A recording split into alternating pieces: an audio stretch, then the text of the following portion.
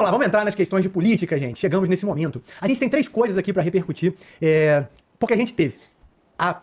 Não é PL nem PEC ainda. A gente teve a urgência do projeto de anistia, que passou ontem no Congresso, às pressas, na correria. A gente repercutiu um pouco aqui ontem, se isso aí tinha alguma estratégia para poder tentar o impeachment com o Alexandre de Moraes, se não tinha, se era esse o ponto. Mas, ao mesmo tempo, eles estavam criando a PEC da blindagem. Então, eles queriam poder atacar e ir para cima da anistia e, ao mesmo tempo, eles criaram a PEC da blindagem onde o STF não poderia chegar até eles. Então a gente vai comentar, que é a nossa primeira notícia, mas a gente também vai comentar que o STF reagiu a isso. O STF criou uma circunstância onde apenas o PGR poderia colocar um impeachment contra o STF, ou seja, teria que partir dele. O Senado perderia força para isso. Gente, realmente isso está acontecendo. Num dia truco. Num dia o Congresso fala, agora eu vou me proteger, o STF não me tira mais daqui. Aí faz a PEC da blindagem. Aí, no dia seguinte, o STF truca, né? Não, peraí, agora vocês é que não vão poder fazer impeachment da gente. No meio disso tudo tem uma questão do Lula também que eu falo depois. Mas vamos começar por aqui. Miquel, dá um panorama geral. Vamos tentar juntar essas duas coisas aí pelo horário. Como é que foi essa urgência que passou da anistia e o contra-ataque do Congresso com relação aí à PGR? Quer dizer, não vou nem dizer o Moraes, o STF foi pra dentro. Porra, não, eu não quero mais aceitar que o Senado tem o poder, se decidir, de tirar alguém daqui, gente. Não é assim que o jogo funciona. E ninguém tá estarrecido com isso hoje, Michel. Eu gostaria de convidá-lo para ser meu vice em 26. É isso aí. Ontem eu já tinha demonstrado minha indignação com essa PEC da blindagem para poder passar uma urgência para anistia. Justamente porque ninguém sabe o que de fato será essa anistia, tampouco se ela vai de fato acontecer. Porque aprovar a urgência é só garantir que ela já pode ser votada. Mas não se sabe nem o que vai ser votado. Porque assim como a PEC da blindagem, que era de 2021, foi alterada no dia 17 para ser votado ontem mesmo, o projeto de anistia também não tem nada a ver com o que está sendo pautado. Ninguém sabe de fato até onde vai chegar. Falei, haviam vários projetos, escolheram um. Um que é o considerado anistia light, que vai anistiar o pessoal desde as vésperas do segundo turno até a data da aprovação da lei. Só que essa anistia, ela não é ampla, não é irrestrita. É uma anistia que perdoa tudo que foi ligado a questões políticas e eleitorais, mas não inclui, por exemplo, o crime de dano. Qual é a vantagem dessa anistia? Para, por exemplo, pessoas como a Débora do Batom, ela responderia ainda pelo dano qualificado, mas não seria mais enquadrada nos outros crimes de abolição democrática do Estado de Direito, abolição violenta do Estado Democrático de Direito, organização criminosa armada. Todos esses crimes, por terem conexão com o processo eleitoral, assim como aqueles que foram acusados de participar de organização criminosa por estar acampado na frente dos quartéis, todas essas pessoas seriam anistiadas desse crime, ou seja, seus crimes seriam perdoados, esquecidos, mas os crimes relativos a dano ao patrimônio público, não. Só que ainda assim, é algo bom, porque a pena pelo dano qualificado é de 6 meses a 3 anos. Então você não teria mais aqueles arruaceiros lá do 8 de janeiro sendo considerados como terroristas com pena de 17 anos, 14 anos. Isso é bom. Porém, não se sabe se é isso que de fato vai ser votado pelo Congresso. Porque justamente o Paulinho da Força, que é o relator do processo, pode chegar ali e oferecer um substitutivo. E quando ele fala em substitutivo, nós estamos falando de uma possível alteração completa da essência da lei. Então pode ser que a gente acabe perdoando crimes, por exemplo, de Caixa 2 e não perdoe a rapaziada que estava lá na manifestação do 8 de janeiro. Não tem nada definido, não tem nada claro, não tem nada certo sobre isso tudo. E aí, para agravar, nós temos ainda o ministro Gilmar Mendes abrindo para receber reclamações da Associação Nacional de Magistrados, também do Partido Solidariedade, sobre o processo do rito de impeachment de ministro do Supremo. É uma lei de 1950, 1970, se não me engano, que o STF e essas entidades entendem que não teria encontrado respaldo na nossa Constituição. E uma das primeiras alterações, por exemplo, é que para o processo entrar, já não bastariam aqueles 41 senadores. Seriam necessários 54, ou seja, 2/3 da casa. Há ainda uma outra interpretação que diz que somente o Procurador-Geral da República poderia dar início a esses processos. E ainda tem mais um ponto, que mesmo entrando no processo do impeachment, pode ser que, na interpretação dos ministros, os ministros que estão sendo processados não sejam afastados durante o caso. Ou seja, no final nós podemos ter um ministro do STF sendo julgado no processo de impeachment e ele mesmo votando se ele pode ser impeachmentado ou não. Esse é o cenário que nós temos. Então nós abrimos mão para todos os corruptos poderem fazer o que quiserem, em troca de supostamente a direita parar de ser perseguida pela STF, para pautar uma anistia que ninguém sabe onde vai chegar, que pode nem perdoar o pessoal do 8 de janeiro, mas perdoar só crimes de corrupção eleitoral, caixa 2, coisas do tipo. E ainda temos agora essa movimentação do STF para dizer o seguinte, olha, só quem pode derrubar os ministros do Supremo são os próprios ministros do Supremo. Gente, acabou. A gente está dando blindagem completa, tanto para o Congresso quanto para os ministros. Só quem não está protegido, a população, a democracia brasileira e a República. Eu venho aqui gravar esse vídeo porque eu estou extremamente revoltado, indignado. Nessa semana, a Câmara dos Deputados aprovou a PEC da bandidagem, a PEC da blindagem. Isso deixou o Brasil inteiro revoltado, porque agora ninguém vai ser preso por corrupção. A corrupção no Brasil ficará impune. A Associação Moriá, ela conseguiu adquirir aí, conseguiu autorização para receber 37,9 milhões de reais. Para ensinar o quê? Jovens a jogarem Free Fire e LoL. É sério. O projeto era para ensinar jovens a jogarem Free Fire e LoL ao custo de 37,9 milhões.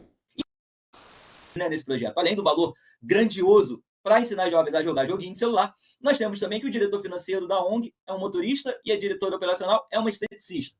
Tudo bem, podem ser pessoas até bem intencionadas, mas tem capacidade técnica para gerir 37,9 milhões? Esse é o primeiro ponto. Segundo ponto, a ONG não funciona no endereço que está. Você vai no endereço que está, não existe nada por lá. E o melhor de tudo, a ONG diz que chegou a atender 3,5 milhões de jovens na cidade de Anápolis, que tem 398 mil habitantes. Então, assim, ela multiplicou a população por 10 e transformou todo mundo em jovem, ao custo de 37,9 milhões. Óbvio que é um absurdo, essa ONG precisa ser investigada, só que aí chama a atenção o seguinte, parece coincidência que as pessoas que doaram para essa ONG são políticos também ligados ao partido do Bolsonaro. O senador Exalc Lucas, do PL, deu 15,5 milhões, a deputada Bia Kicis deu 1,5 milhão, o deputado Fred Linhares, do Republicanos, e por aí vai. Uma lista de deputados, todos alinhados à oposição ao governo Lula. Não, novamente, não que essa ONG não deva ser investigada. Deve ser investigada. Quem errou tem que pagar. Mas no meio de um monte de sacanagem que a gente tem, esse foi o destaque do STF, o do Flávio Dino. Os devidos reconhecimentos. Primeiro, parabéns ao deputado Eduardo Bolsonaro, porque foi Eduardo Bolsonaro que tornou o dia de ontem possível.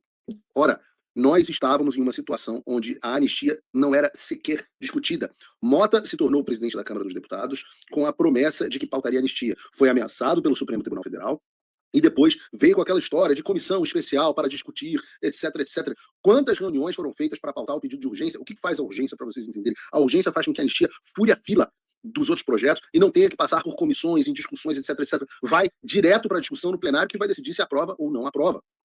E isso só foi possível graças à atuação corajosa do deputado Eduardo Bolsonaro aqui nos Estados Unidos, na qual eu tive algum papel e alguma contribuição. Mas os louros devem ser dados a esse deputado que abriu mão da sua vida aí no Brasil, de todas as prerrogativas que tinha, para vir aos Estados Unidos sabendo que seria perseguido para conseguir o apoio necessário depois de ver que no Brasil não havia mais caminho para isso. Então saímos do momento graças à atuação no exterior do deputado Eduardo Bolsonaro.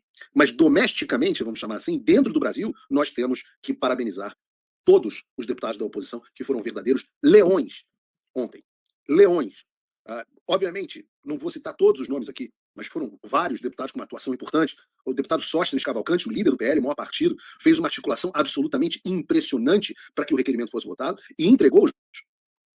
Tem outros elogios, o deputado Gustavo Gayer, por exemplo, outro leão, mobilizando a opinião pública, juntamente com outros grandes deputados. Eu falei com vários deles, e parabenizei muitos deles. Ontem, o próprio Nicolas, mobilizando também a opinião pública. O Gustavo Gayer fez aquele placar espetacular, ligando para os gabinetes para saber a posição de cada um dos deputados. Gente, realmente, absolutamente impressionante. Tenho que dar aqui, você da audiência que está se informando por tweet da internet vai dar um pulo, vai se revoltar aqui agora, mas eu tenho que dizer aqui, e vou fazer o elogio, neste caso, a atuação do presidente da Câmara, Hugo Mota, que foi conduzindo esse processo a contragosto, claro, mas que para chegar aqui até agora, e teve a coragem de colocar para pautar. Mas Paulo, foi tudo combinado com o STF. Calma, senta lá, querido, já vou falar com você sobre isso. Tá? Mas se tivesse sido combinado pelo STF, talvez uma boa forma de dizer que isso não foi tão combinado assim com o STF, era dizer a vocês que ontem circulava nos corredores da Câmara dos Deputados, a notícia veio para mim de vários parlamentares, de que Gilmar Mendes, Lula e etc., estariam Alexandre de Moraes em uma campanha ferrenha para impedir que a anistia fosse aprovada. E isso tem que ficar muito claro. Pela primeira vez, não só o governo já tinha tomado revés, mas o STF tomou um revés gigantesco dentro do Congresso Nacional. Ora, o empenho era tão grande que os deputados me diziam que Gilmar Mendes estaria supostamente, de novo, relatos, ameaçando os deputados individualmente, quase que de porta em porta e telefone a telefone. Ora, Lula ontem ofereceu 50 milhões de emenda PIX por deputado. E não foram só Lula e Gilmar, 50 milhões de emenda PIX para o Centrão é normalmente uma coisa assim que compra qualquer voto, e não funcionou. E não estou falando só deles, eu estou falando, se você não acredita nisso, veja, por exemplo, o empenho de toda a velha mídia que estava desesperada. Aliás, a velha mídia estava desesperada com a PEC das prerrogativas, e ontem estava dando gosto de assistir a velha mídia desesperada com a PEC na anistia. Agora, o que tem que acontecer? Esse é o recado para pessoas boas. Eu não quis entrar em treta na internet ontem com pessoas que eu acho pessoas boas. Vocês têm que parar de acreditar no que a imprensa está dizendo sobre o que está acontecendo na Câmara dos Deputados. Parar de acreditar. Às vezes as pessoas são tão tolas que acreditam que o objetivo da PEC das prerrogativas era blindar político corrupto. Parece coincidência que as pessoas que doaram para essa ONG são políticos também ligados ao partido do Bolsonaro. O senador Exalc Lucas, do PL, deu 15,5 milhões, a deputada Bia Kicis deu 1,5 milhão, o deputado Fred Linhares, do Republicanos, e por aí vai. Nosso guerreiro deputado Eduardo Bolsonaro, que é sabido de todos, está exilado nos Estados Unidos para lutar contra injustiças, contra a sua família, e contra muitos de nós que somos conservadores e da direita, pelo gesto ao nosso guerreiro deputado Eduardo Bolsonaro, que é sabido de todos, está exilado nos Estados Unidos para lutar contra injustiças, contra a sua família e contra muitos de nós que somos conservadores e da direita. Direita é farol da liberdade, o resto é centrão. Direita é farol da liberdade, o resto é centrão. Direita é farol da liberdade, o resto é centrão. Direita é farol da liberdade, o resto é centrão.